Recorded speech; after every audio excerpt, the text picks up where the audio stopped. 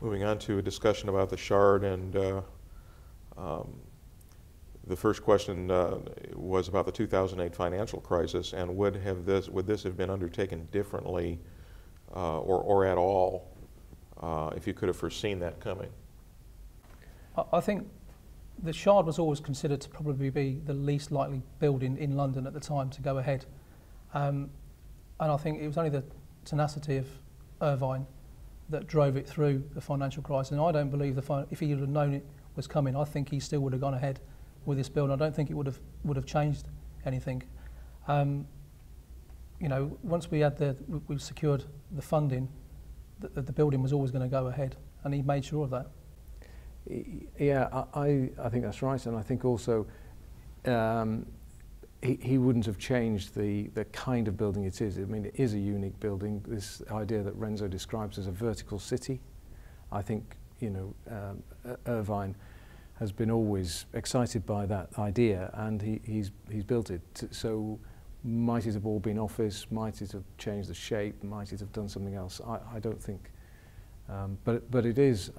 I mean, apart from the financial side of this, it is, I think, quite a significant miracle that that building has, if you like, been allowed to be there, considering in the heart of London, in planning terms. That achievement is pretty amazing. So once he had that, once he'd achieved that goal, I think, there was no going back, really. You have two aspects of this building, and one, of course, is the visual impact, which fits in very well considering what this is and what it does. And the second is the impact of what's going on the ground. There was a bunch of reconfiguration there. Has that been accepted well? Is it working well?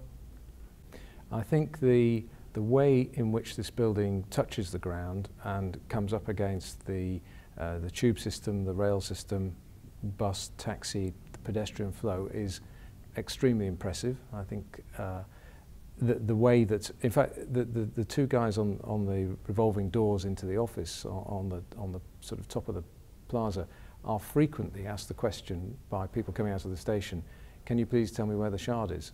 And the answer is, you're in it, you're under it.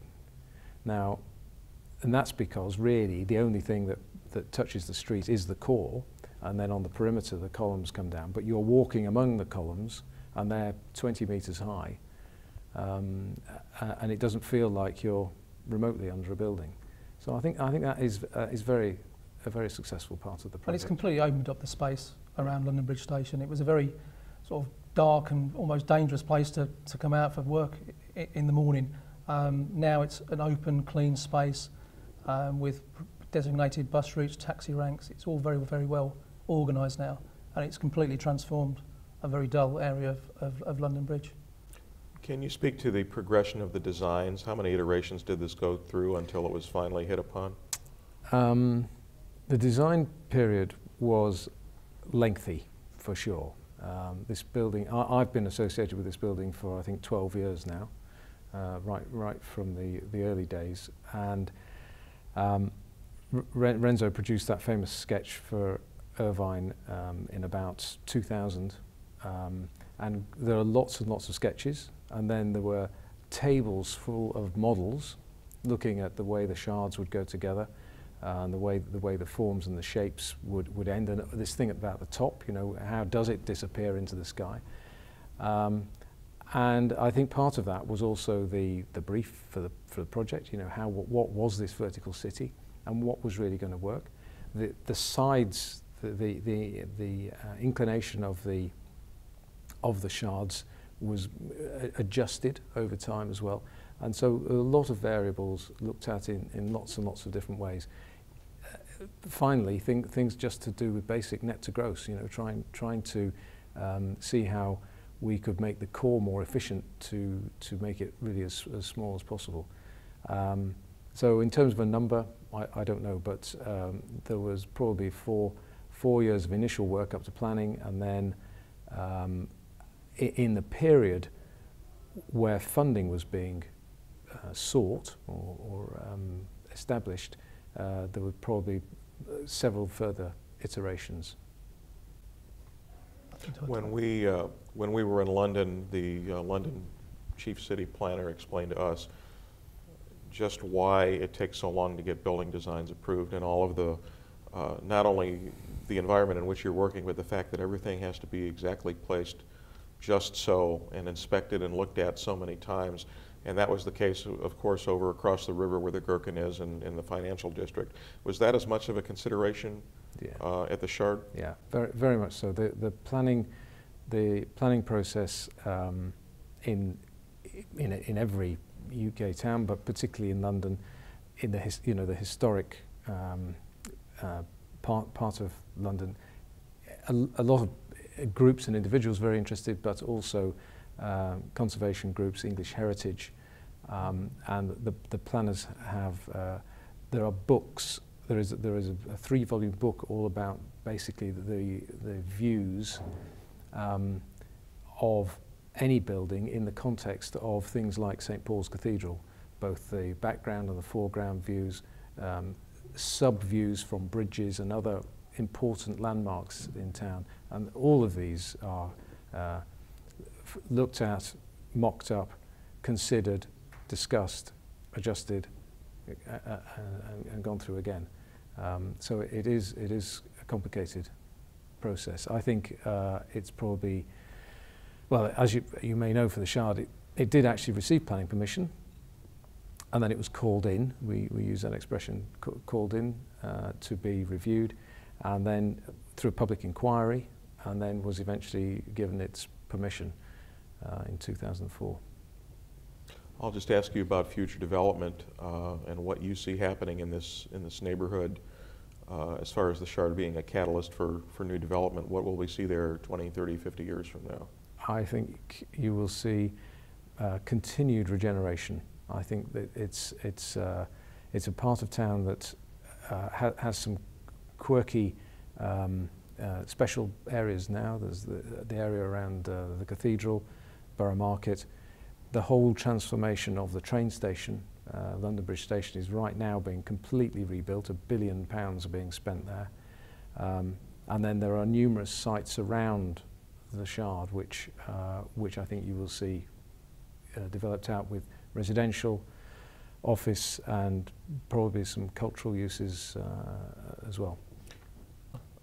As far as the redevelopment of London Bridge Station, and that's one of what they wanted me to ask you about, what has the phasing and coordination been like with getting London Bridge Station rebuilt? I think the initial challenge for us on the Shard was to actually sever the Shard site from the station, because when the existing building was built, it was built as part of the concourse as well. So the first thing was to actually separate the two entities, and there was an extent, I think it was nearly £50 million was spent on that enabling works to actually separate the old site from the train station.